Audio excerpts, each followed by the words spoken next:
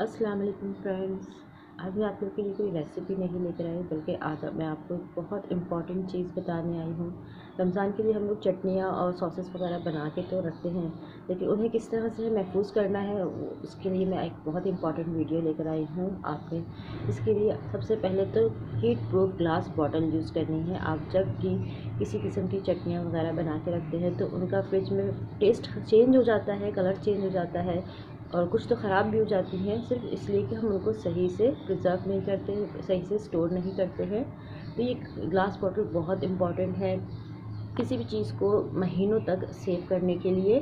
तो ये heat proof होती हैं। इनको स्टेरलाइज़ करने का तरीका मैं बता रही हूँ किस तरह से हम घर में यूज़ कर सकते हैं। और ये कोई मैंने बॉटल्स ख़रीदी नहीं है, बल्कि जैम, न्यूटेला और कॉफ़ी जार हैं जो घर में हमें आराम से मिल जाते हैं। और हर महीने ही हमारे पास कई बॉटल्स मिल जाती हैं हमें खाली हुई भी, तो इनको ख़रीदने की ज़रूरत नहीं है। लेकिन अगर आप इनको ख़रीदते हैं तो बाज़ार में काफ़ी एक्सपेंसिव होती हैं, बट घर में ही जब हमें अच्छी क्वालिटी की हीट प्रूफ ग्लास बॉटल मिल जाती हैं तो आपको इनको ख़रीद कर अपने पैसे वेस्ट करने की ज़रूरत नहीं है। ये बॉटल बहुत अच्छी क्वालिटी की होती हैं।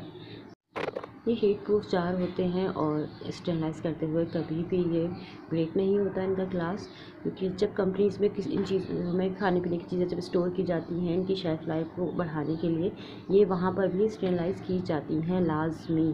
तो इसीलिए मैं इन्हीं बॉटल का यूज़ करती हूँ, क्योंकि बहुत अच्छी क्वालिटी की होती हैं। बस आपने क्या करना है, पानी को बहुत अच्छा गर्म करना है, बबलिंग बॉयल होना चाहिए और अच्छे से बॉयल होना चाहिए। और उसके बाद आपने इसमें बॉटल्स को कुछ मिनट के लिए डालना है। बस आप 3-4 मिनट के लिए डाल दें, 1 मिनट के लिए डाल दें। ये अच्छा सा पानी के अंदर इसमें एक बॉयल आ जाना चाहिए। उसके बाद आप इनको इसमें निकाल लें। तो बहुत केयरफुली आपने ये काम करना है, हाथ नहीं जलाना है बिल्कुल भी, क्योंकि थोड़ा सा पानी ज़्यादा गर्म होता है, लेकिन इससे आपकी चटनियाँ वगैरह बहुत अच्छी महफूज रहती हैं। और जैसे कि टेस्ट चेंज हो जाता है, चटनी आप फ्रिज में रख भी देते हैं बनाने के बाद, तो जब आप बॉटल को स्टेरलाइज़ करेंगे, उसमें अपनी चटनियाँ वगैरह महफूज करेंगे, तो आप कई महीनों तक ना तो उनका टेस्ट ख़राब होगा, ना ही उनका कलर चेंज होगा और ना ही वो ख़राब होंगी।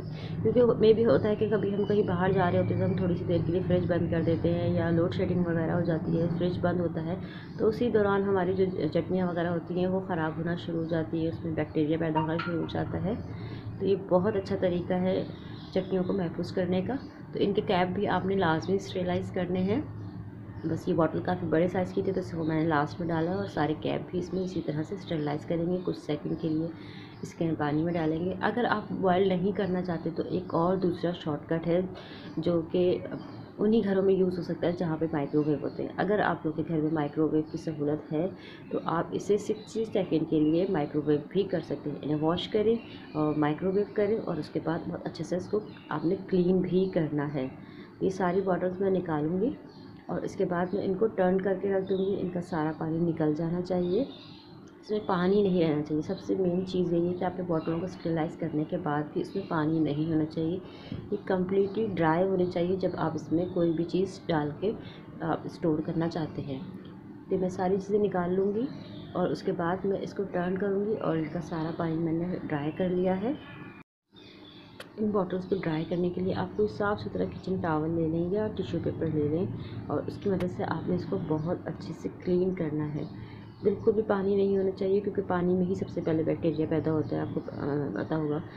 जब हम कोई चीज़ खट्टी चीज़ जैसे इमली की चटनी या टमाटर की चटनी वगैरह बनाते हैं, इसमें भी बहुत जल्दी बैक्टीरिया पैदा हो जाता है। जो खट्टी चीज़ें होती हैं वो बहुत जल्दी ख़राब हो जाती हैं, अपना टेस्ट चेंज कर लेती हैं। तो इन चीज़ों को ख़राब होने से ही बचाने के लिए इसमें प्रिजर्वेटिव डाले जाते हैं, लेकिन हम लोग घर में इस तरह की चीज़ें नहीं यूज़ करते, केमिकल नहीं यूज़ करते। तो बेहतर यही होता है कि आप केमिकल वाली चीज़ों की तरफ ना जाएं। इस तरह की छोटी छोटी टिप्स को फॉलो करें और अपनी चीज़ों को स्टोर करने के लिए, महफूज करने के लिए केमिकल की तरफ नहीं जाना चाहिए। बाकी वो हमारी सेहत के लिए नुकसानदेह होता है। और रमज़ान में हम लोग बहुत सारी चटनियाँ महफूज करते हैं अलग अलग तरह की, अपने टाइम को सेव करने के लिए। और वैसे भी आप लोग अपने फ्रिज में इस तरह की चीज़ें रख रहे हो तो बॉटल्स को ज़रूर स्टेरलाइज़ किया करें। बहुत अहम टिप्स है जो हर कोई नहीं बता रहा होता है। चटनियाँ वगैरह बताने की रेसिपीज़ तो आपको हज़ारों मिल जाएंगी, लेकिन इनको किस तरह से फ्रिज में स्टोर करना चाहिए तो ये आपको नहीं मिलती हैं टिप्स। तो ये बहुत काम की टिप है, आप इसको फॉलो ज़रूर करिएगा और आप देखेंगे आपको बहुत अच्छा रिज़ल्ट मिलेगा। आप जो भी चटनी वगैरह बना के रखेंगे वो कई दिन तक बहुत अच्छे से फ्रिज में महफूज रहेगी, ख़राब नहीं होगी। तो मुझे यकीन है कि आपको मेरी वीडियो पसंद आएगी। तो ये हम सब के काम की वीडियो है, आप इसको ज़्यादा से ज़्यादा अपनी फ्रेंड और फैमिलीज़ के साथ शेयर करें ताकि वो भी इस वीडियो से फ़ायदा उठाएं और अपनी चीज़ों को ख़राब होने से बचा सकें और अपनी चीज़ों को अच्छे से स्टोर करने का तरीका वो लोग सीख सकें। तो बेहतर है कि अच्छी चीज़ को ज़्यादा से ज़्यादा फैलाना चाहिए ताकि वो सबके काम आ सके। तो अपनों का ख़्याल हम सब अपने ही रखते हैं। तो बस मैंने यही सोच के आप लोगों के लिए वीडियो बनाई है, क्योंकि चटनियाँ मैंने अभी नहीं बनाई थी, मैं बॉटल्स को स्टेरलाइज़ करने जा रही थी। तो मैंने सोचा क्यों ना आप लोग के साथ भी ये तरीका शेयर किया जाए ताकि आप भी जो चीज़ बनाएं आपके पैसे वेस्ट ना हो, आपकी चीज़ें ख़राब ना हो। तो आई होप आप लोगों को पसंद आई होगी ये वीडियो और आपके काम की चीज़ है, आप लोगों ने ज़्यादा से ज़्यादा इसको शेयर करना है ताकि सब इस वीडियो से फ़ायदा उठा सकें और इस महंगाई में चीज़ों को ख़राब होने से बचा सकें और ख़राब चीज़ों के इस्तेमाल से बच सकें और केमिकल से बच सकें। बेहतरीन चीज़ है, बिना केमिकल के और बगैर मेहनत के अपनी चीज़ों को काफ़ी दिन तक स्टोर करने का बेहतरीन तरीका है। पसंद आए तो वीडियो लाइक ज़रूर कीजिएगा, अपनी दुआओं में याद रखिएगा। अल्लाह हाफ़िज़।